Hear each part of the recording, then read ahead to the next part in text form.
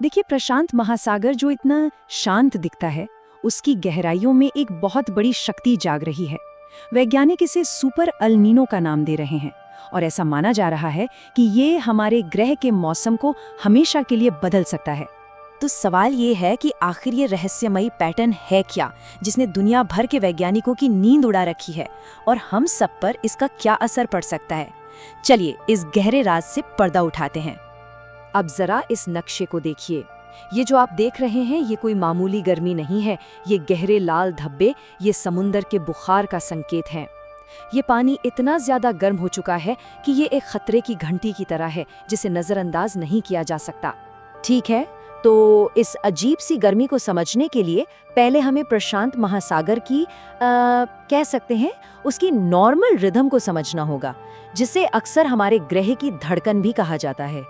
ये सब कुछ एक सिस्टम का हिस्सा है, जिसे वैज्ञानिक कहते हैं ENSO। अब इसे ऐसे समझिए कि समुंदर और हवा के बीच एक तरह का डांस चलता है, एक तालमेल। और जब ये तालमेल बिगड़ता है तो पूरी दुनिया का मौसम गड़बड़ा जाता है। तो ENSO के ना 3 अलग अलग चेहरे होते हैं। पहला अल नीनो, जिसमें समंदर गर्म हो जाता है और हवाएं सुस्त पड़ जाती हैं। दूसरा है ला नीना, जिसमें ठीक इसका उल्टा होता है, समंदर ठंडा और हवाएं तूफानी हो जाती हैं। और तीसरा होता है न्यूट्रल, जब सब कुछ नॉर्मल रहता है। यही है हमारे ग्रह का सबसे पावरफुल मौसम कंट्रोलर। तो अब आते हैं असली मुद्दे पर। आखिर क्यों लग रहा है कि ये आने वाली घटना इतनी ज्यादा मजबूत हो सकती है? वैज्ञानिकों को कुछ ऐसे सुराग मिले हैं जो एक बहुत बड़े तूफान की तरफ इशारा कर रहे हैं। वैज्ञानिकों को 3 बड़े सुराग मिले हैं। पहला, एक बहुत ही रेयर एन्युलर वार्मिंग पैटर्न, मतलब गर्म पानी का एक जैसे आग का गोला बन रहा हो। दूसरा, समंदर की सतह के नीचे रिकॉर्ड तोड़ गर्मी जमा हो चुकी है, जैसे कोई ज्वालामुखी फटने को तैयार हो। और तीसरा, बहुत तेज पश्चिमी हवाएं, जो अक्सर एक बड़े अल नीनो का सिग्नल होती हैं। और देखिए, जाने माने समुद्र विज्ञानी ताओ लियान भी यही कह रहे हैं कि ये जो एन्युलर वार्मिंग पैटर्न दिख रहा है, यही इस अल नीनो को नॉर्मल से सुपर की कैटेगरी में डाल सकता है। ये कोई छोटा मोटा बदलाव नहीं है, ये एक बहुत बड़ी चेतावनी है। तो ये सुपर अल नीनो है क्या? सीधी सी बात है, जब पूर्वी भूमध्य रेखीय प्रशांत में समंदर का तापमान नॉर्मल से 2 डिग्री सेल्सियस से भी ज्यादा गर्म हो जाए। अब 2 डिग्री सुनने में शायद ज्यादा ना लगे, लेकिन समंदर के लिए ये बहुत बड़ा बदलाव है, जिसके नतीजे भयानक हो सकते हैं। पर कहानी यही खत्म नहीं होती। असल में ये घटना अकेले नहीं हो रही है, ये एक ऐसे ग्रह पर हो रही है जो पहले से ही लगातार गर्म होता जा रहा है। और यहीं पर बात सबसे ज्यादा खतरनाक हो जाती है। हमारे सामने 2 बड़ी ताकतें मिल रही हैं।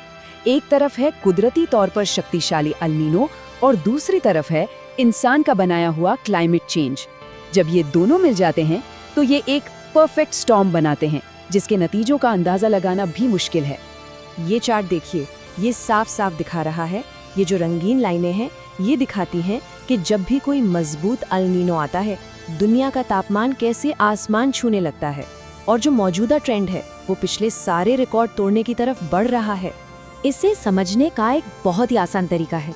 सोचिए, क्लाइमेट चेंज एक ऐसा फर्श है जो धीरे धीरे ऊपर उठ रहा है, और अल नीनो वो एक एस्केलेटर है जो उस उठते हुए फर्श के ऊपर से तापमान को और भी ऊंचे नए रिकॉर्ड तक पहुंचा देता है। मतलब अल नीनो चोटियां बनाता है, लेकिन क्लाइमेट चेंज पूरी बेस लाइन को ही ऊपर उठा रहा है। और शायद सबसे चिंता की बात तो ये है कि हमारा ये गर्म होता ग्रह इस नेचुरल साइकिल को ही और ज्यादा खतरनाक बना रहा है। रिसर्च बताती है कि 1960s के बाद से अल नीनो और ला नीना के बीच का उतार चढ़ाव बहुत ज्यादा बढ़ गया है। वो पहले से कई ज्यादा एक्सट्रीम हो गए हैं। तो अब जब हमें पता है कि क्या हो रहा है और क्यों हो रहा है, तो सवाल ये है कि इसका पूरी दुनिया पर क्या असर पड़ेगा। अच्छा, अब यहाँ एक बड़ी हैरान करने वाली बात है। अल नीनो जो इतनी तबाही मचाता है, वो अटलांटिक महासागर में तूफानों को शांत कर देता है। ये केबल देखिए, ला नीना के टाइम जहाँ अमेरिका में बड़े तूफानों का खतरा 66% होता है, वहीं अल नीनो के दौरान ये घटकर सिर्फ 28% रह जाता है। और जब बात सबसे खतरनाक, सबसे बड़े तूफानों की आती है, तो ये फर्क और भी बड़ा हो जाता है। अल नीनो में बड़े तूफानों का खतरा 63% से गिरकर सीधा 23% पर आ जाता है। ये वाकई में एक बहुत बड़ा बदलाव है। लेकिन इसका एक दूसरा पहलू भी है और वो है पैसा। अल नीनो आर्थिक तौर पर एक सुनामी लाने जैसा है। सिर्फ एक आंकड़ा देखिए, 5.7 ट्रिलियन डॉलर्स। 1997-98 के सुपर अल नीनो ने दुनिया की अर्थव्यवस्था को इतना बड़ा नुकसान पहुंचाया था। ये कई देशों की टोटल जीडीपी से भी ज्यादा है। और वो जो खरबों डॉलर का नुकसान है ना, वो असल में ऐसा दिखता है। सूखे से तबाह हुए खेत।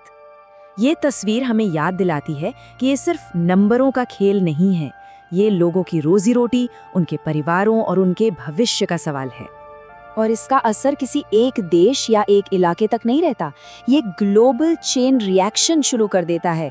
ऑस्ट्रेलिया और इंडोनेशिया के जंगलों में आग, दक्षिण अमेरिका में भयंकर बाढ़, भारत में मॉनसून का कमजोर पड़ना और दुनिया भर में मछली पालन का ठप हो जाना। प्रशांत महासागर की एक छोटी सी हलचल पूरी दुनिया की तस्वीर बदल कर रख देती है। तो आखिर में ये सवाल सिर्फ वैज्ञानिकों के लिए नहीं है, ये हम सबके लिए है। एक ऐसी दुनिया में जहां सुपर अब नया नॉर्मल बनता जा रहा है, क्या हम आने वाली इन चुनौतियों का सामना करने के लिए तैयार हैं? ये एक ऐसा सवाल है जिसका जवाब हमें मिलकर खोजना होगा।